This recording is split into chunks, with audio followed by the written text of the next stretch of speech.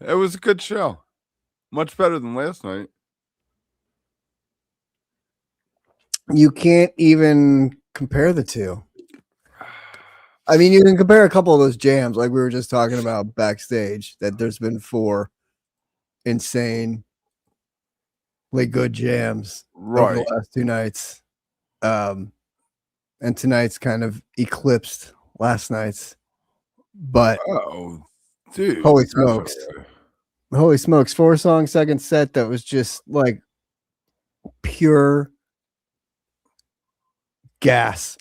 I mean, the slow, but those jams are phenomenal. I don't know. What'd you think? Just phenomenal. It was fantastic. It was fantastic. That was good fish.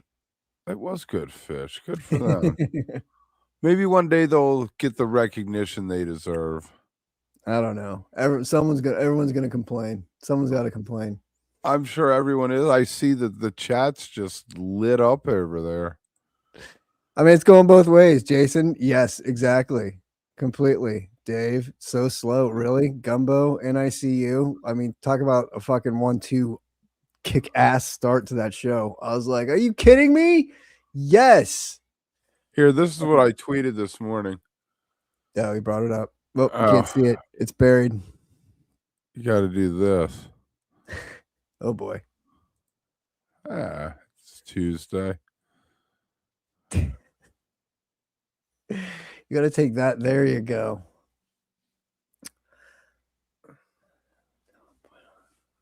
And it happened tonight. There you go. Thank you. You can thank me later, guys. There you go. I think it was neat. It was good. I wish there would have been a Monsters instead of Lonely Trip, but we'll get into that. All right, let's pull up the set list. Sorry, guys. I'm being slow.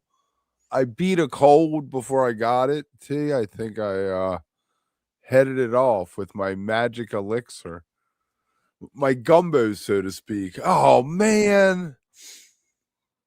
Dude. The ticker thing has to go, man. That thing just has to go. What thing? The ticker or your thing? You got to just remove that.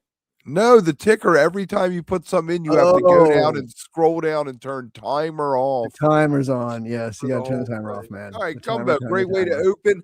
Little strange the ending there. It was kind of abrupt. We didn't get Page's piano part at the end. Yes. What? Just in the winter when he's got the jacket on. He looks like a coach right now. I feel like he needs a whistle around his neck. I do. I have a whistle somewhere. It looks like a baseball or a stopwatch. I actually threw out all my basketball stuff. I found stuff like from 10 years ago where I diagrammed plays for 9-year-olds. Like they were going to do that. Anyway, who was crushing NICU? Who was what? There was somebody saying NICU is slow or something. Did I see that? I don't know. We'll have no bashing of NICU in this. It said dead. Yeah, there it is. Dead and co-pace. Thank you, Dave. Thank you. I really liked it. I thought that it was a very solid pace. Short, but we can't all have the 21 version. It was fantastic. Like the gumbo was such a great opener with that jam. Like that was such a different sort of statement to make with that one song. And as soon as it dropped into that like type 2 moment, it was just that direction was so awesome. And it just had like such a cool groove going through it. And like, I can just imagine dancing on the beach in the sand to that. It was it set up the night perfectly, I thought, and especially as what to come in the second set with those songs. It was phenomenal. The only complaint I have about it was it felt like there was so much more meat on the bone for that song and where they were in it, but because it was in the one slot, it didn't get to keep going. I get it. We had another 5, 7, 10 minutes into that we could have gone. So the numbers in parentheses are the length of the song. Minutes, as Timmy says. And correct me if I'm wrong, but there has not been a Rift song played yet in Mexico. Yeah, I think you're right. Prince Caspian is a jam vehicle. I'm sorry for all the haters, for all the pants people. Let's call them pants people. Every time it delivers, it gets a nice little jam out of it, and perfect for the beach. I mean, it isn't as obvious as a waves or as sand. It's Yeah, I don't know. I've been over that song since like '98. I just can't. It just does nothing. It's my piss song. I can't stand. Like, I'm glad I was in the first set, so it's over. But to your point, drink. It does a nice. It always has a nice jam, but now it's in that category of Soul Planet, Ruby Waves, songs that like just get me through the lyrics so I can get to the jam and enjoy the other half, the good half of this song. Right, I hear you. Simon, I do not know. That is a good question. They could even drop the horse if they wanted. Never. No. We got a proper Oblivion. Had a good jam in it. It's kind of crazy, they did the one short song with the NICU, but everything else had, quite a bit of meat on the bone there. But that NICU was so I thought it was the perfect song that they went into after it. So I forgive them for being short. No, I didn't think it was. I don't know. That's what Dave Bungle says. Yep, tonight did not suck. Okay, yeah, I agree. Bungle tonight definitely did not suck. That Oblivion was great, Kev. Fantastic. Like that was another proper jam in the first set. That one felt like, because it had a little bit more time in it for where it was, just felt like 7, 8, 25. Oh, is that what it was? So not that long ago. We actually talked about it. Do you remember talking about it? Neither do I. We got the acoustic guitar out on stage again. Trey is now signaling us. We got Sleep the first night of the Madison Square Garden run, and we got a Brian and Robert tonight. Perfect. Nice choice. I'm glad. I wish that, I know people would bitch, we know we're going to get a Trey acoustic song tonight. I wish he would do it every night all summer and just run through a whole catalog of songs, a different one every night, and just play an acoustic song every night. They have enough that they could get away with it. In the first set or in the encore? In the first set. I said the encore before, but he apparently likes to do it for the slow song in the first set, so let's work it.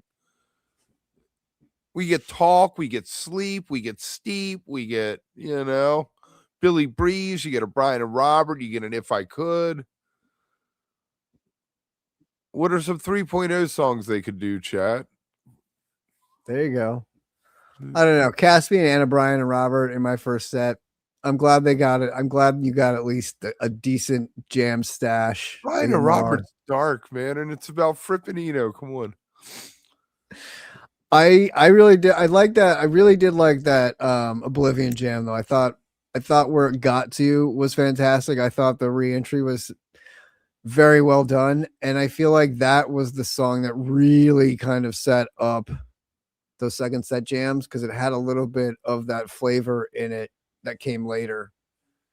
They kept revisiting, right? They kept revisiting the same space, and I feel like Page was the one who was really painting the different things: piano on one, clavinet on one.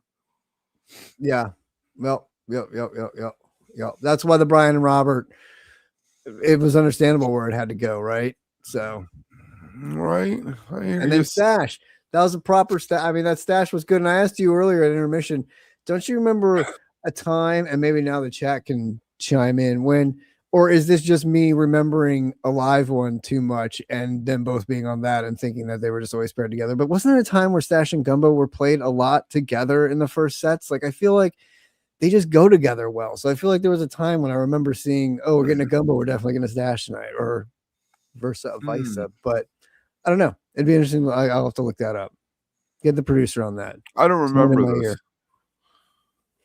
I do not remember this, but I'm the Piper Twist guy that people were like, what are you talking about? I'm like, they always play Piper and Twist together.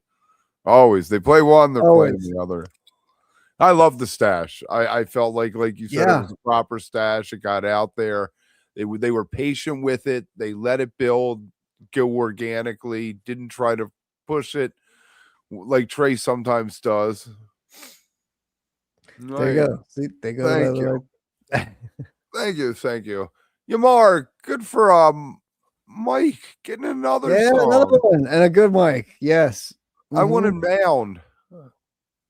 I really Yes. was pulling for a Mound, but so I like Yamar. Shows? Yamar's great. Trey likes Yamar.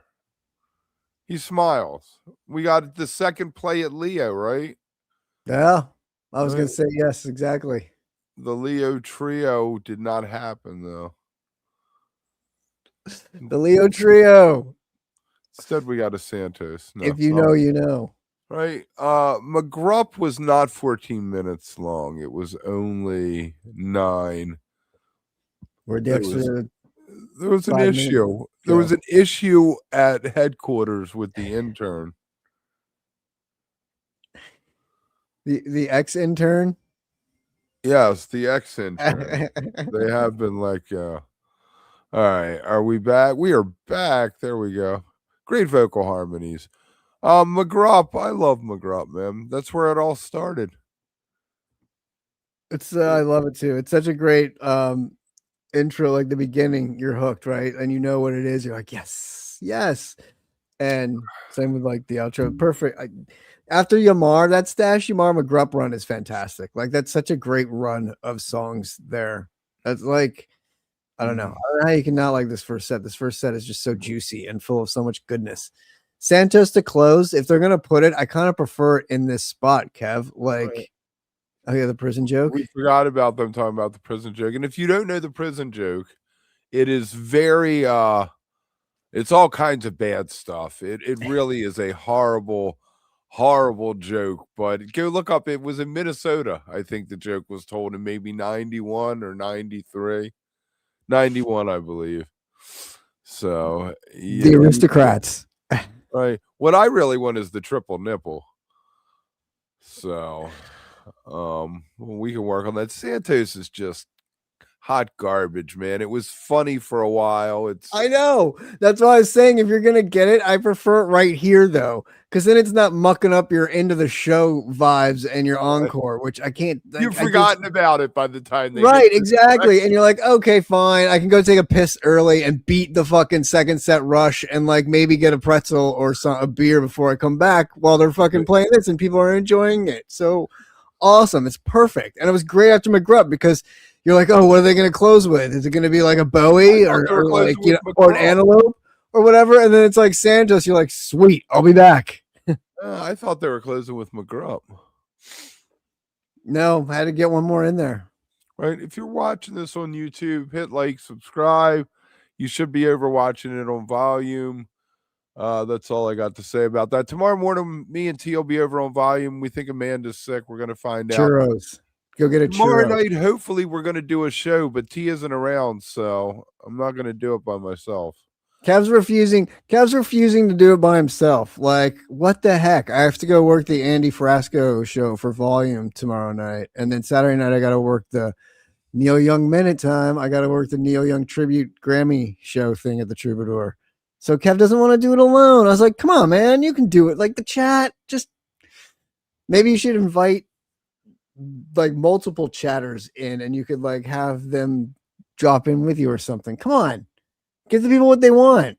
You can't not do a show, man. It can't go dark.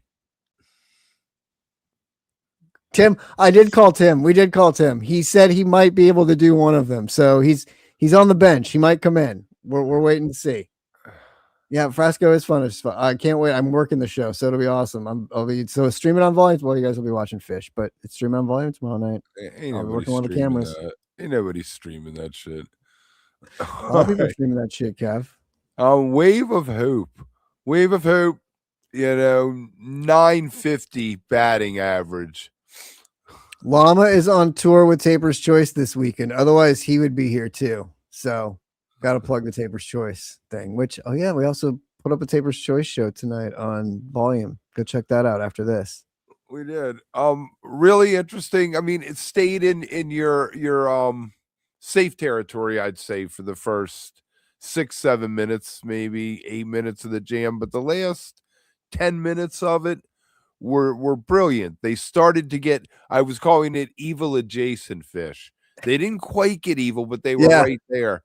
we were And right then there. beautifully landed it into the Ruby Waves, went back into the happy, whatever the Ruby Waves thing is.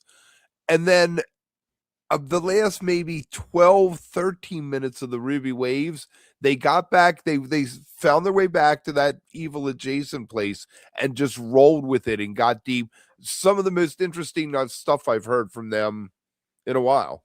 It really it got to for me where the twist was Dopin last summer. Something that Okay. you had never really heard them do before in that moment. Wave apocalypse. Mhm. From the wave of hope into the rubiest of waves at 29 minutes. Man, that thing was a half an hour beast. 50 minutes, man, total. You need Yeah, a 100-minute tape just to get that on one side. for those two songs. I mean, it was so. The Wave of Hope jam was just on its own. I was wondering where you go from here, and I was also thinking about us last night talking about how the first three songs of the second set, last two, or one of those songs always hit a big mark, and we had mentioned last night that Fuego was that one last night, and where would it be tonight? Which song would it be tonight that had that? And I mean, you thought it was going to be the one because I was like, oh well, this Wave of Hope is going to be that song tonight, and then they go into Ruby Waves, and you're like, well, I wonder where this is going to go, and then it's 30 minutes long. You're like, well, I guess the two song is still that spot, and that Ruby Waves was just that was like it was like a Coke jam is what is the first thing I thought of. Like, it was just, it made me want to do shit. Like, I have shit to do. It made me want to like not sit and watch it. Like, I wanted to be moving because it just felt like it was going. Dance around your living room? It was gas. I know. I miss Baker and like Skinny Little Legs doing her like dance routines on Twitter because that was the perfect. That's how I felt during that song. I was like, this song is just fire. It's fantastic. Once we got through the prison of limes, everything opens up and it's beautiful. It's great. Oh, fair enough. I told myself before we came on I wasn't going to say anything about the song proper. So, the jam again, like the Wave of Hope, though, I'll just say started out in safer areas, but pretty quickly both of them found their way to something interesting. I mean, this Ruby Waves, people are going to look back on this Mexico and be like, damn. And hopefully this is a blueprint for the year going forward. We're going to be getting the 4-song sets. We're going to be getting these weird sets that are all 3.0, 4.0 songs. And it's going to be grumbling. I can hear the grumbling now. As long as they're like this, though, I mean, these jams, I don't care what it is if they're playing jams like these, though, these heavy. Like, I mean, it felt you got so much in them. I mean, it could have been at times that you could have been in a split open and melt, like you said, like the dark evil. You're getting close to that territory, you're in that territory, but then you're also in this like funky driven, bass down fucking, or you're in like the pure fire of the Ruby Waves, which is just like meth straight through. You're just like, okay, what else can I do? I need to clean the house. I need to like that. I need to do the dishes. Well, it was phenomenal. And then you get like the nice slow break with the 7-minute Lonely Trip, which it fits Mexico. If you're going to play it, it fits the beach in Mexico, right? Like it's such a handbrake song. I tell you what, I think that there's a song that could replace Lonely Trip for me in the rotation, but we'll get to that in a minute. Well, it's funny, Kev, because we got 3 of them tonight, right? Like you got the Brian and Robert, you got the Lonely Trip, and then you got Dancing in Midair. Brian and Robert is a whole nother, I think. But you got 3 of the slow down break songs. Oh, right. But we didn't get any in the second set last night, did we? Right, that's what I'm saying. Like, and tonight we got 3 across in each set. Lonely Trip. So nice landing in it. I mean, I don't know where you were going to end that Ruby Waves. I guess it wasn't finished. Because haven't they been like going back and doing the end of Ruby Waves? Coming back into the prison of limes, back to the limes. I think Yes. so. But let's talk At about this times. what's going through your mind. Once they got through the 1001 lyrics, it got tweezery, it got twisty, it got tweezery. It was one of the shorter ones they've done, but maybe one of the most interesting. Yeah. And yeah. Because it felt like this one it was funny to close with it, but you could see why it was a closer, and it felt like it had been being built, especially last night with some of the jams that we heard. I thought that it was going to come out last night, so it made sense that it was played tonight. I thought it made sense that it was played tonight because it felt like a song last night, and it fit perfectly in. I mean, 3 songs over 10. It was just crazy. It's crazy. Nice job. How long did you have to wait out in order to get dead center 30 feet off the rail? Like, is there a line there? How's the sand? The inside poop on what happens in Mexico there? Hey Bungo, look for Llama tomorrow night at the Taper's Choice show. Go find him. He'll be go say hi. He'll be there. What do you consider a cover, Simon? Because I think the first song of the encore is kind of a cover.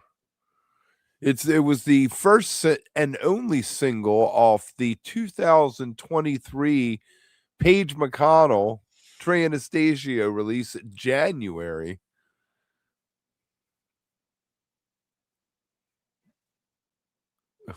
Nothing? I don't think you count that as a cover. No, you got nothing for me? Nothing? Oh, so what'd you make of that song? I don't know, man. It's fine. It's fine. It's fine. Okay. I know. What I said to T before we came on was it sounds like something an 11th grade dude would write to his girlfriend when he was trying to get laid. You know, he did say that. But I absolutely loved the guitar solo in it. I was like, that's what I'm looking for. Lonely Trip has the same bliss-based guitar solo. This one had a different tone, and it had the weird synth thing going on all the way through it with Page. Yeah. I have 2 thumbs up on it, even with the mid-lyric. Dancing in mid-lyric.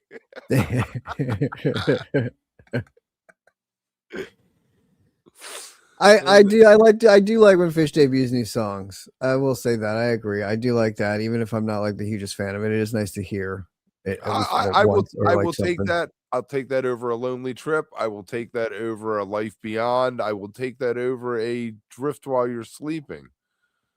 Well, yes, because it's shiny and new. What was your song that you said you would take? Yet you wanted to swap something out. Is this the one that you were saying? Yes, I would say that if this had been where Lonely Trip was, that would have been hot. Yeah, that would have been a fun little thing to land in. And then you would have got a more or something. So anyway, maybe it worked Beneath out. the Sea of Stars tomorrow night in that spot. No Bobby mentioned still. All right, and you said what, Saturday night? They're going to do Saturday night. Yeah, the encore. Yeah, encores. Do you think Trey can handle that vocal? Think Page can handle that vocal? Man, give it to Mike.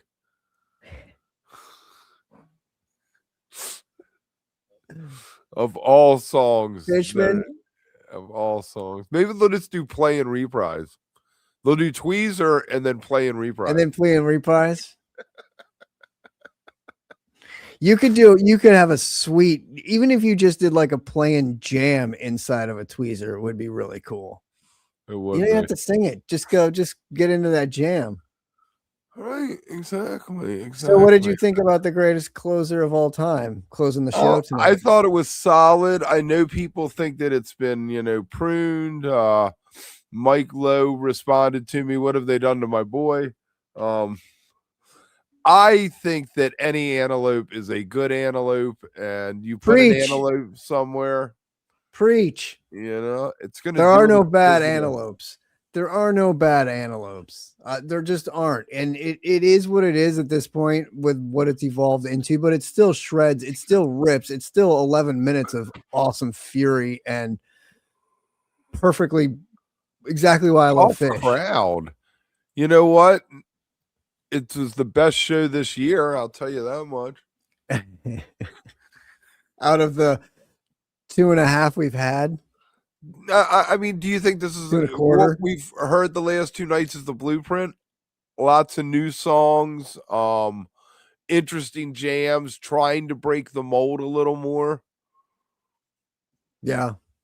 And what do you think? How do you think of Antelope as the encore closer and not in its usual set closing spot? Yeah, I still think it's the song that's closed the most first and second sets.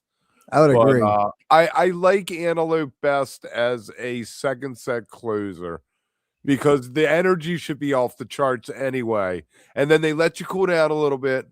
It's got the little gallopy part, and then boom, it takes back off, and you're like, set the gear shift, and your arms in the air, and you're just raging on. Well, what I love about it, Kev, is that it used to just like we got at the bowl last spring. It used to just appear in the middle of the set.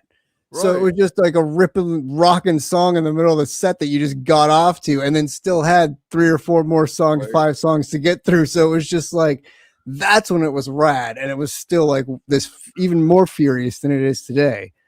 But right. I love it. I love it. It's become such a staple, the first set closer, that I love it now when it's anywhere else in there. But to me, it's the GOAT. It's the Mariano Rivera of anywhere they want to put it. You put it at the end of the first set. You put it at the end of the second set. You close the show with it. It's striking out everybody. It's protecting the lead. It does its job every fucking time. Isn't there anybody else you could have picked? Dude, he's the GOAT. He is the greatest. You respect. Take respect. I know. I'm not. Never a Yankee. Never. And only slightly below that are Red Sox. Even though when I was a kid, I was a big Carl Yastrzemski fan for some reason. I think because I got his baseball card. Okay. So I was like, I knew him. I was like, yeah, I like Carl Yastrzemski. We were like, what the fuck are you talking about, dude? You live in Baltimore. You're supposed to like Jim Palmer. Come on. Get yourself a jockey. Get yourself a pair of jockeys. That's right, Simon. Go Orioles. That is great. I hear you. So before we go, how's volume doing over there? Bungle is going to see Llama tomorrow night. So that's good. Nice. I want to full report on the Tabor show. Bungle, when you're back. Very nice. So all right. Awesome. All right, guys. We'll be around tomorrow morning. Oh, yeah, Friday morning. We'll be talking in the morning. And we'll go from there. We'll figure it out. All right, let me find the outro. Have a good night, guys. That was a fun show. Hope tomorrow is rad too. Have a bitchin' Friday. See ya. What's up, dog? Fascinating. Absolutely fascinating.